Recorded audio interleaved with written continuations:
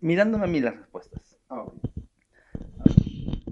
La primera pregunta es, el nuevo índice de pobreza multidimensional revela que 11 millones de peruanos, el 32% aproximadamente de la población, sufren carencias graves en servicios básicos.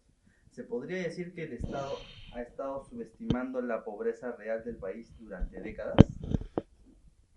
El escenario base indica que sí, evidentemente, ¿no? Porque hemos visto, por lo menos en la última década, una procrastinación a nivel de gasto público que no ha llegado a salud, no ha llegado a educación, no ha llegado a infraestructura, no ha llegado a instancias nutricionales, por ejemplo, ingesta calórica, y eso evidentemente se lee en diversas dimensiones de la pobreza. Recordemos que la pobreza no solamente se mide alrededor de un indicador, ¿no? Son 12 tipos de pobreza que existen, ¿no? Si me apuras, podemos llegar hasta la veintena, ¿no? Porque incluso existe pobreza digital. Entonces, sí, efectivamente, es resultado de carencia de políticas públicas, pero más que una poquedad en términos de gestión pública, es carencia de estrategia para trazar las políticas públicas que registren un determinado impacto en la población. Correcto. Ahora, actualmente el Estado considera que una persona deja de ser pobre si supera los 454 soles mensuales de gasto por persona, aunque sea por muy poco. En la práctica, con el alza del costo de vida, ¿crees que esta línea realmente refleja si una familia vive con dignidad o solo cumple un requisito estadístico? No, es totalmente estadística la medición, la métrica es eso, nada más recordemos que la estadística no miente, pero se puede mentir con la estadística. Entonces, lo que se observa es simplemente un dato duro, pero es un dato que crudamente no te cuenta la verdadera historia, ¿no? La verdadera historia es baja ingesta calórica, tanto en niños menores de 3 años, sobre todo en la Sierra Sur. Una historia es baja ingesta proteica y calórica en población vulnerable como mujeres campesinas, por ejemplo.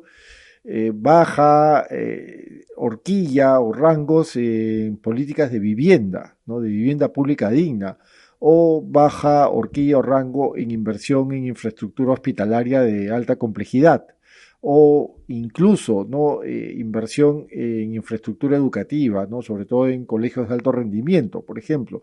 Y ni qué hablar en infraestructura, ¿no? Tenemos décadas que no sabemos de un proyecto a largo plazo gigantesco en términos de movilidad, en términos de carreteras o de megacarreteras. Entonces, es un dato estadístico más, es un dato estadístico que no te señala con eficiencia lo que realmente está ocurriendo en la realidad. A ver, equivale a decir que es un poquito la paradoja, yo la llamo la paradoja de Bill Gates, ¿no? Bill Gates hace unos 15 años manejaba una retórica muy similar, muy simplona, muy efectista alrededor de la estadística, ¿no? Bill Gates hablaba de que con un dólar 90, uno de ingresos diarios, uno ya era pobre. Entonces, ¿qué quiere decir? Que con un dólar 92 ya no lo eres. Entonces, es un indicador que sí puede servir en determinados casos, pero en otros casos donde ya tú te enfrentas a la realidad estructural, a problemas más estructurales, repito, vivienda, salud, educación, ingesta calórica, ya no es suficiente el dato. El dato tiene un límite, tiene un techo, digamos, ¿no? Que no solamente lo pone el número duro, sino que choca con una realidad concreta. Listo. Ahora, en el área rural, la pobreza multidimensional llega al 70%, mientras que en las ciudades es mucho menor. Después de años de programas sociales y obras públicas, ¿por qué estas brechas entre el campo y la ciudad siguen siendo tan marcadas?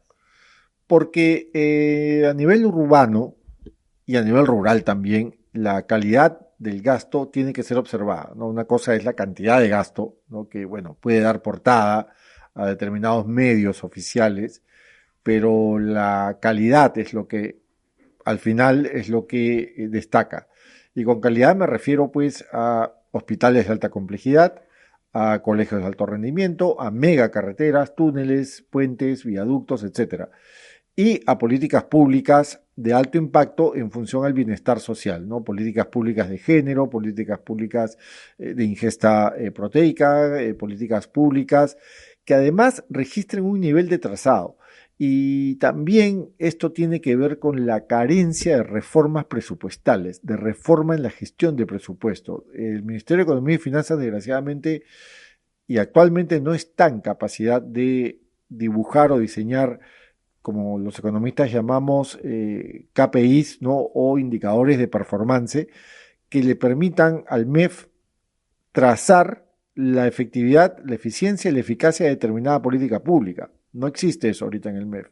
Existen muchas oficinas que gestionan presupuestos, pero los gestionan mal, los gestionan tarde, torpemente, tardíamente, y eso evidentemente incide y nos pasa factura, nos pasó factura en el 2020 con la pandemia, y esto nos va a seguir pasando factura de aquí pues a un buen tiempo, ¿no?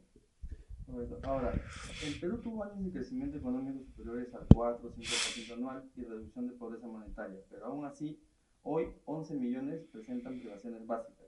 ¿Por qué ese crecimiento no logró traducirse en mejores servicios para casi un tercio del país? Básicamente, o sea, si somos prácticos y en una respuesta en rapidísima reacción, el escenario base que manejamos muchos economistas tiene que ver con la política fiscal, ¿no? Y cómo se está operando la política fiscal, cómo opera el gasto. El gasto público no ha sido de alta gama. La asignación fiscal hacia el gasto más bien han sido obritas, ¿no? Así, entrecomillado. Y esto evidentemente no se lee con una retroalimentación adecuada en función a qué, a bienestar.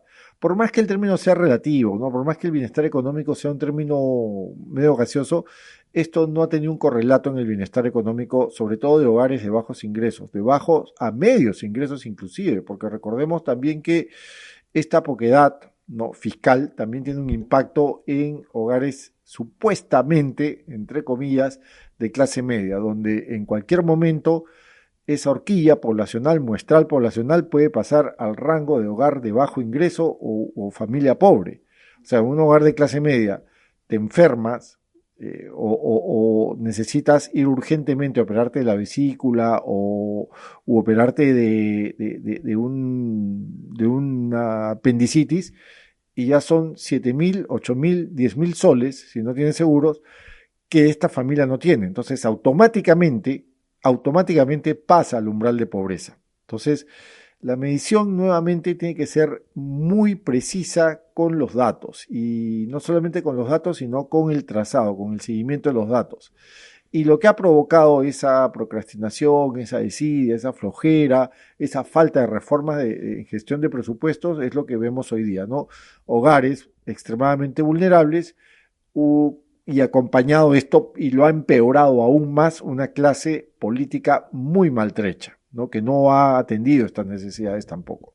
Ahora, existen gobiernos regionales y locales que cada año dejan sin ejecutar millones de soles destinados a agua y saneamiento, por ejemplo. ¿Cuánto pesa la mala gestión del gasto público en que sigamos viendo cifras tan altas de pobreza multidimensional? Mira, en términos de presupuesto, ¿no? De presupuesto general, el hecho de que tanto los gobiernos regionales como los gobiernos locales no gasten bien, y gastar bien, ¿qué significa? Gastar con eficiencia y eficacia, puede significar hasta un 25, 30, un tercio del presupuesto, ¿no? Que se va, simplemente que regresa al MEF, ¿no? Y esto es gravísimo porque el daño no solamente se hace para ese año donde se ha programado el presupuesto, sino que el daño ya es perpetuo. Te lo pongo muy rápidamente en sencillo. Si yo tengo un programa de ingesta proteica con barras de proteína para niños menores de 3 años en la sierra, en zonas rurales, ¿no? Y esto no lo ejecuto a tiempo, ¿no? El siguiente año no se va a ejecutar.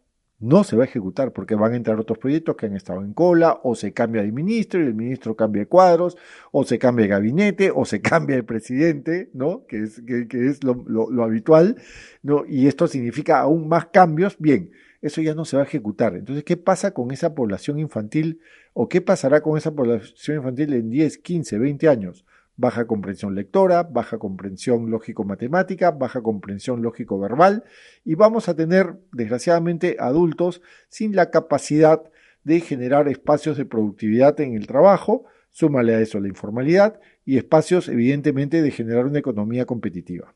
Y para terminar, frente a estos 11 millones de peruanos con múltiples carencias, ¿dónde cree que debería concentrarse el presupuesto público? ¿Transferencias monetarias temporales o inversiones más costosas pero duraderas en agua, salud, educación e infraestructura? Para mí es lo segundo, ¿no? Lo segundo es, la, digamos, la artillería, ¿no? La artillería, si lo vamos a usar términos castrenses, lo segundo es la artillería. Evidentemente, un gasto público bien asignado de alta gama tiene un impacto brutal, ¿no? O sea, si yo construyo en estos momentos en Huánuco un hospital de alta complejidad, eso va a permitir disminución de las horas hombres de espera de pacientes, disminución también en el rango de operaciones, disminución en general en la atención. Si yo tengo un proyecto de vivienda en Cajamarca, eso va a permitir que haya menos precariedad, ¿no? Precariedad en términos de vivienda pública, donde ya evite mafias que trafican terrenos, evite pues que lo que ha pasado pues en Pucusana, que han incendiado pues casas donde habían niños, felizmente los niños no estaban dentro. Bien, todos esos programas son la artillería, ¿no? Ya lo demás, lo que tiene que ver con, digamos, temas más de política económica, ya son temas más, digamos, de seguimiento, de exploración, vendría a ser la caballería, ¿no? La que explora, la que sale, la que no necesariamente combate, ¿no? Pero creo que necesitamos una artillería, una potencia de fuegos a nivel de gasto. Eso es lo prioritario en estos momentos.